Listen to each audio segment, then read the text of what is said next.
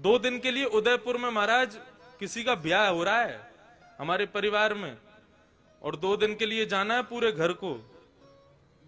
80-80 हजार रुपए के सबने कपड़े बनवाए अपने, सब लोग जाएंगे ठाकुर जी के आगे मिश्री रख जाएंगे। बोले हम तो जा रहे हैं उदयपुर, वहीं ब्याह में रहेंगे, थोड़ा आनंद करेंगे, आप मिश्री का भोग लगाओ। तुम रह लोगे 2 दिन मिश्री पे? नहीं रह सकते। सब लोग इधर देखो, सावधानी से एक बात बता रहा हूं मैं, इस बात को समझ लेना। ये 24 अवतार तो ठाकुर जी के हैं ही हैं, ये 25वां अवतार जो अर्चा अवतार है, ये ठाकुर जी ने क्यों धारण किया?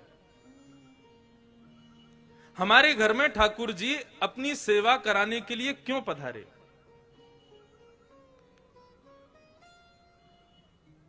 इसके पीछे एक बहुत सुंदर भाव है, सावधानी से सुनिएगा।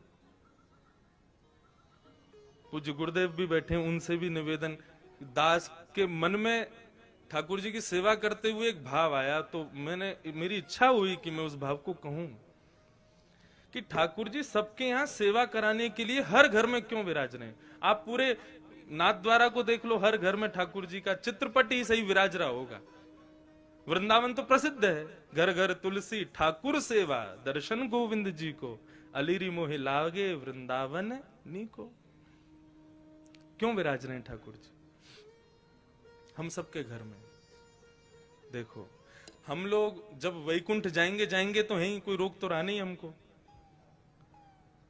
एक ना एक दिन सबको जाना है वहां पर। तो यदा कदा हमारे द्वारा किए गए कृत्य के कारण यदि हमें कभी वैकुंठ के अलावा भी लोगों का दर्शन करना पड़ गया, मानो जैसे नरक का दर्शन हो गया या स्वर्ग का दर्शन करना पड़ गया, और उस पश्चात वहां पर बताया गया तुमने ये अपराध किया था इसलिए तुमको ये करना पड़ा, तो हम ठाकुर जी से शिकायत करने लग जाएंगे, प्रभु आपकी इतनी अर्चना करते हैं, इतनी सेवा करते हैं, इतनी पूजा करते हैं, इतना आपका नाम गुणगान करते हैं, उसके बाद भी हमारे जीवन में दुख, उसके बाद भी हमारे जीवन में कष्ट, उसके बाद भी हमारे जीवन में कभी सुख की अनुभूति नहीं, और उसके बाद भी जब हम संसार छोड़ के आए तो नरक का दर्शन। शिकायतें दुनिया भर की हम ठाकुर जी से करने लग जाएंगे। आपने ये नहीं किया, ये नहीं किया, ये नहीं किया, हम ठाकुर जी से शिकायतें करेंगे। भगवान बोले ये मुझसे शिकायत करे उससे पहले इसके यहां अर्चावतार रूप धारण करके बैठ जाओ इसके घर में। क्यों? बोले कभी ना कभी ये भी तो अपराध करेगा, सर्दी में कभी मुझे ठंडे जल से नहला देगा, भयंकर सर्दी में कभी मुझे हो सकता है पतला वस्त्र पहना दे, मुझे ठंडी लगे उससे, भयंकर गर्मी में खुद तो एसी में बैठेगा, मुझको पंखा भी नहीं चलाएगा, बिजली का बिल बढ़ जाएगा, मंदिर का पंखा बंद ही रहने दो। ये सारे अपराध ये करेगा मेरे साथ में, लेकिन मैं कभी शिकायत नहीं करूंगा। क्यों? हिसाब बराबर करने के लिए आया हूं, तुझे शिकायत करने योग्य छोड़ूंगा नहीं मैं। तुम भगवान से कुछ कह नहीं सकते कि भाई आपने ऐसा क्यों नहीं किया, आपने ये दुख क्यों किया। भगवान बोले तेरी शिकायत पूरी हो गई, अब मैं करूं शिकायत? भोग बनाते समय सब्जी देख करके भोग लगने से पहले ही तेरा मन ललचा गया था। एक बार भयंकर सर्दी में एक बार मुझे कहीं लेके जा रहे थे, बद्रीनाथ गए थे, मुझे इतना पतला वस्त्र पहनाया, मुझे सर्दी लगी, मैंने कभी शिकायत की तुमसे? तो मनुष्य की जितनी भी शिकायतें हैं उनका हिसाब बराबर हो जाए, उसके लिए ठाकुर जी अर्चावतार लेके आए कि आप ठाकुर जी से कुछ कह ना सको। यदि आपने कहा तो फिर ठाकुर जी कहेंगे। कितना भी प्रयास कर लेना, कितनी भी कोशिश कर लेना, अर्चावतार में एक ना एक अपराध तो हम करते ही हैं, लेकिन ठाकुर जी कभी कुछ नहीं कहते। तो वही चैतन्य है। और ठाकुर जी का तीसरा स्वरूप है आनंदम परमानंदम। ठाकुर जी आनंद स्वरूप है। श्रीनाथ जी का स्वरूप परमानंद प्रदान करता है। हमारे बाल कृष्ण प्रभु ने दुनिया भर के रूप धारण किए, कहीं पर बांसुरी बजा रहे हैं, श्री राधा वल्लभ जी में रोज ब्याह कर रहे हैं, बिहारी जी में नित्य मनोरथ कर रहे हैं, श्री गोपीनाथ गोविंद देव जयपुर में विराज रहे हैं, उनके भी अलग अलग रूप। लेकिन श्रीनाथ जी का जो रूप है, स्वरूप है, इसमें सब विराजमान है, सब विद्यमान है, क्योंकि ये वास्तविक आनंद स्वरूप है।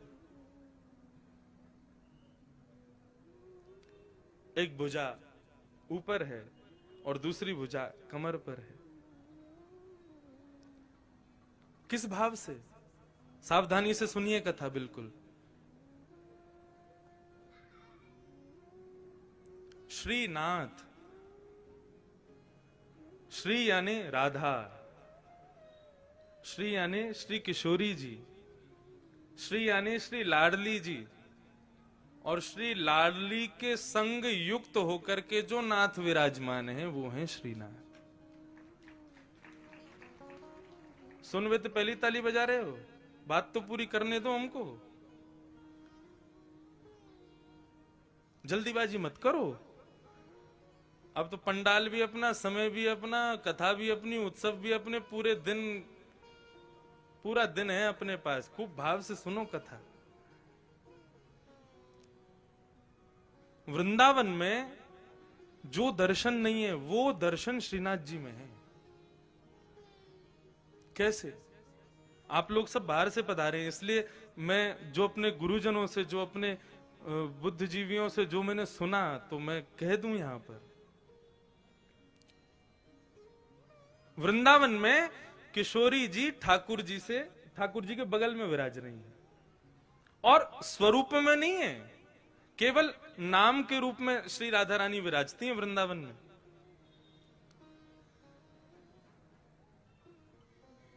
जब देखी वृषभानुजा हिय विच उठी है हुक, वंशी रह गई हाथ में फिर ना लागी फूंक। वृंदावन में श्री किशोरी जी अपना स्वरूप नहीं दिखाती।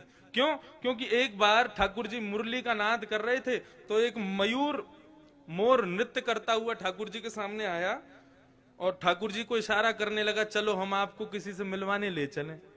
भगवान बोले किससे मिलवाने ले चलो? चलो तो सही। लेके गया तो एक कुंड में एक गोपी सरोवर कुंड का जल भर रही थी, तो मयूर इशारा करता है, इनको देखो, इनसे मिलवाने लाए हैं। भगवान बोले कौन है? मयूर बोला खुद ही देखो। अब ठाकुर जी खूब उमड़ घुमड़ करके वेणु बजा रहे हैं, ऐसे ऐसे तान बजामे कि भाई ये घूम के गोपी देखे तो इसका चेहरा दिखे। लेकिन वो गोपी अपने कार्य में व्यस्त थी। लेकिन जैसे ही कार्य पूरा हुआ और जैसे ही उसने गागर में जल भर के जैसे ही अपने मस्तिष्क पर धारण किया और कार्य पूरा करके जैसे ही पीछे मुड़ी ठाकुर जी की ओर देखा, तब ये पद गाया। बोले जब देखी वृषभानुजा, वो कोई गोपी नहीं है, श्री राधा रानी है। जैसे ही उनका दर्शन किया तो ठाकुर जी बंशी बजाना भूल गए। मतलब उंगलियां तो नर्तन कर रही हैं लेकिन फूंक नहीं निकल रही हृदय से, इतनी सुंदर श्री किशोरी जी।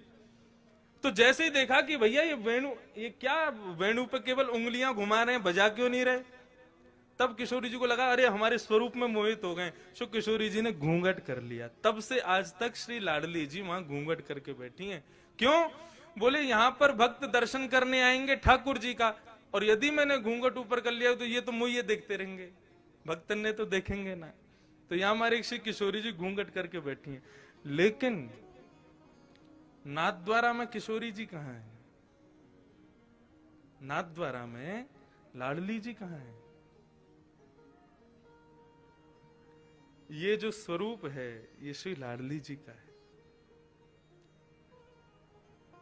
एक स्वरूप नहीं है श्रीनाथ जी। ये दोनों स्वरूप जब प्रेम में उन्मुक्त होकर के एक हो गए, तब श्रीनाथ स्वरूप प्रकट हुआ।